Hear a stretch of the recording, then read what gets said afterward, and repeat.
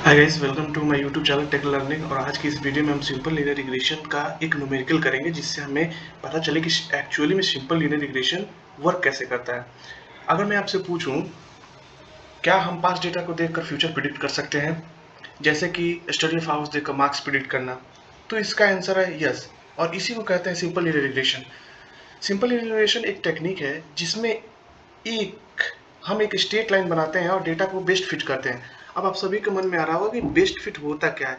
Suppose हमारे पास एक graph के अंदर बहुत सारे डेटा पॉइंट दिए हुए हैं, और ये सभी डेटा पॉइंट्स क्या है, एक दूसरे से कहीं ना कहीं दूर हैं।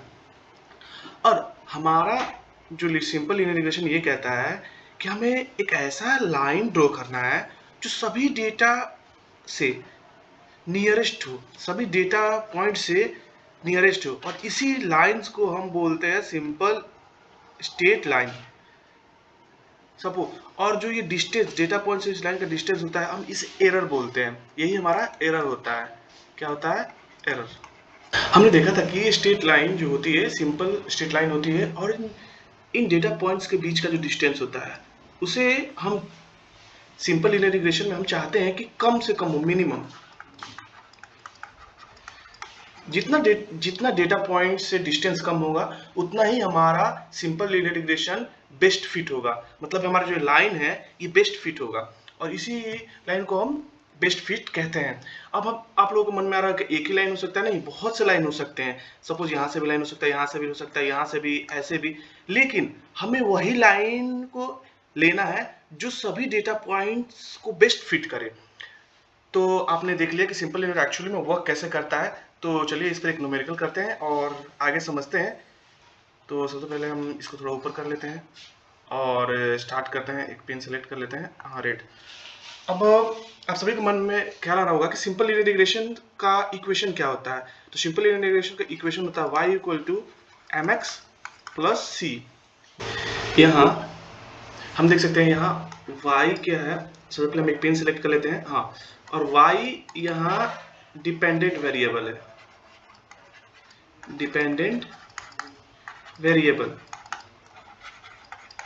और इसे हम प्रिडिक्टेड वैल्यू भी कहते हैं, प्रिडिक्टेड वैल्यू, राइट। अब आप सभी कह रहे होंगे प्रिडिक्टेड वैल्यू मतलब क्या?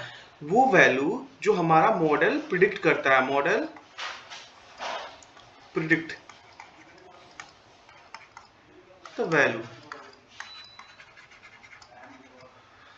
और डिपेंडेंट का मतलब ही होता है कि ये किसी और वेरिएबल्स पर जरूर डिपेंड करेगा। अब आते हैं एक्स। एक्स हमारा होता है इंडिपेंडेंट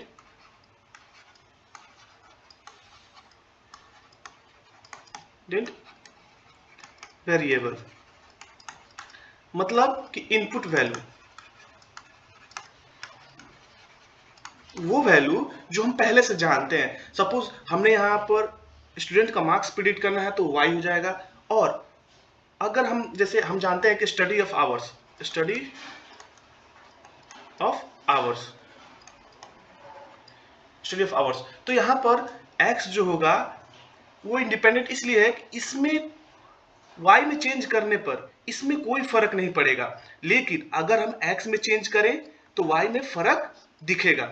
तो इसीलिए x को इंडिपेंडेंट वैल्यू, इंडिपेंडेंट वेरिएबल कहते हैं। अब आते हैं हम m पर। m होता है स्लोप। स्लोप होता है, ये दिखाता है, it shows how much y changes when x increase 1 unit by 1 unit. ये बाईस, सॉरी, अब इसको ऊपर कर लेते हैं। मतलब कि अगर हमारा x में 1 यूनिट इंक्रीज होता है, 1 यूनिट, x में 1 यूनिट इंक्रीज, तो y का वैल्यू क्या होगा? व्हाट? ओके, तो ये हमें बताता है कि x के एक मतलब x में 1 यूनिट इंक्रीज करने पर y का वैल्यू क्या होगा, और इसे रेट ऑफ इंक्रीज भी कह सकते हैं। अब आता है b। इसे हम इंटरसेप्ट बोलते हैं। ये बताता है कि x इक्वल टू 0 पर y का वैल्यू क्या होगा, y का वैल्यू क्या होगा। तो आप सभी ने समझ लिया कि हमने समझा कि जो हमारा लीनियर रिग्रेशन का इक्वेशन है उसमें सभी y equal to mx plus C actual में होता क्या है। तो हमने समझ लिया। अब चलिए इस पर एक न्यूमेरिकल करते हैं और चीज़ों को बहुत ही आसान तरीके से समझते हैं। तो यहाँ हमारे पास एक क्वेश्चन दिया हुआ है, study of hours x 1 2 3 4 5 and marks y 2 4 5 4 5। तो हमने यहाँ देखा कि हमें इंडिपेंडेंट वेरिएबल x दिया हुआ है और डिपेंडेंट वेरिएबल y दिया हुआ है, और क्वेश्चन ये कह रहा है कि x इक्वल टू 6 पर y का वैल्यू क्या होगा। तो हमें इसको क्या करना है, इसमें सिंपल लीनियर रिग्रेशन लगाना है और y का वैल्यू प्रिडिक्ट करना है। तो चलिए प्रिडिक्ट करते हैं। सबसे पहले हमें स्लोप m निकालना पड़ेगा। तो स्टेप वन m। तो m का फॉर्मूला क्या होता है, m का फॉर्मूला होता है summation of n, summation of xy minus summation of y into summation of x by n summation of x square minus summation of x का whole square. ये हमारा m का फॉर्मूला होता है। तो चलिए हम पहले निकालते हैं, उसके बाद आगे की चीज़ों को और बेहतरीन तरीके से समझते हैं कि हम कैसे इसको निकाल सकते हैं। तो हमें क्या निकालना है, एक्स वाई, राइट। तो एक्स वाई निकालने के लिए हम क्या करेंगे, सबसे पहले मल्टीप्लाई करते हैं। 2 इंटू 1 2, 4 इंटू 2 8, 5 इंटू 15 16 एंड 25।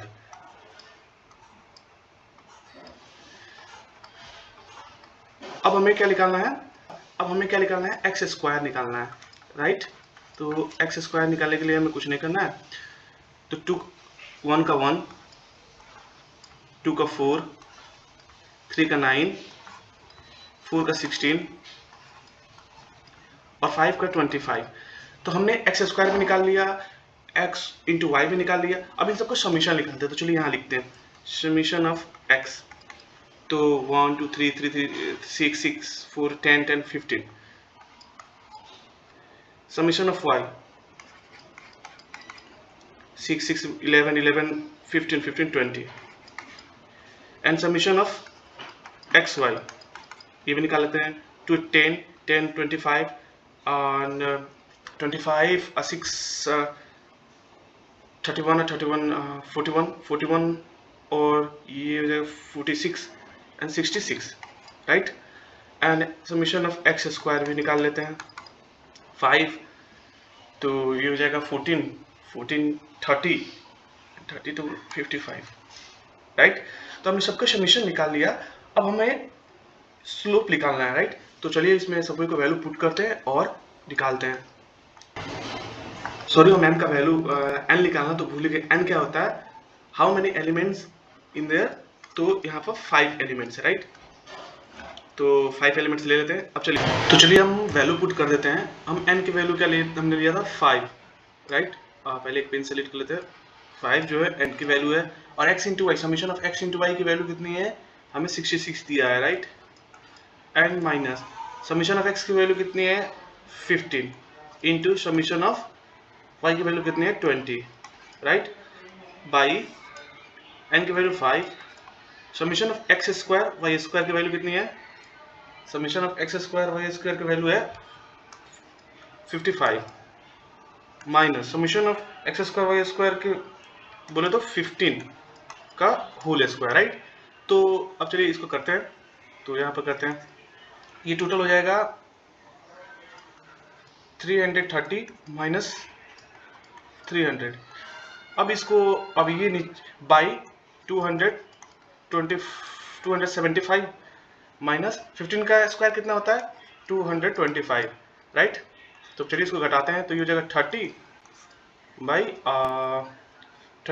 50 और इसको लेंगे तो ये हो जाएगा 0.6। तो ये हमारा स्लोप का वैल्यू आया, राइट। अब स्लोप का वैल्यू हमें मिल चुका है। तो स्टेप 4 में क्या करेंगे, अब हम चलते हैं इसको ऊपर कर लेते हैं। स्टेप 2, हम स्टेप 2 लेते हैं। स्टेप 2,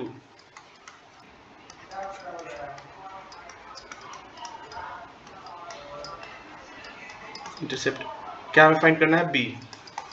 और बी के लिए हमारे पास फॉर्मूला होता है b equal to summation of y minus m, m यहाँ पर स्लोप है, और summation of x by n। तो चलिए अब इसमें हम वैल्यू पुट करते हैं और देखते हैं कि हमें वैल्यू क्या आंसर आ रहा है। ठीक है, समीशन ऑफ y कितना है, समीशन ऑफ हमारा y आया था आपको 20 माइनस 0.6 इंटू 15 और बाई 5। अब इसको करेंगे तो 20 माइनस 9 बाई 5, बोलो तो 11 बाई 5, तो ये आएगा 2.2। क्यों, क्योंकि 5 टू या 10 और जो 1 होगा उसको पॉइंट लगाकर हम 0 तो 10 हो जाएगा, तो 5 टू 10। ओके, अब हमारे पास हमें इंटरसेप्ट मिल चुका है, हमें स्लोप मिल चुका है, तब हम क्या करेंगे, अब हमें इसको इक्वेशन में पुट करना है। तो चलिए हम इक्वेशन पुट करते हैं। इक्वेशन क्या था, simple linear regression equation, y equal to M X plus, इसे b कहिए या फिर c कहिए, बात वही है। तो चलिए m का वैल्यू कितना आता है, m का वैल्यू आता है 0.6, ठीक है, और x प्लस b का वैल्यू कितना है 2.2, राइट। तब अब हमने हमारे क्वेश्चन में क्या था कि हमें y का वैल्यू निकालना है, हमें x का वैल्यू 6 दिया था, तो according to prediction when x equal to 6, तो y हमें पता करना था, राइट। तो कुछ नहीं, हम इसमें उस वैल्यू को रख देते हैं, इसमें उस वैल्यू को रखो तो y इक्वल टू m का वैल्यू हमें पता ही है 0.6 इंटू x का वैल्यू क्या है, हमें 6 दिया है, प्लस 2.2, तो 6 36 का ये हो जाएगा 3.6 प्लस 2.2, तो आ जाएगा 5.8। हमारा 5.8 टोटल वैल्यू किसका आ रहा है, y का। तो आप समझ गए कि हमने जो हमारा फाइनल प्रेडिक्शन वैल्यू है वो आ चुका है। पहले एक पिन सिलेक्ट कर लेते हैं, फाइनल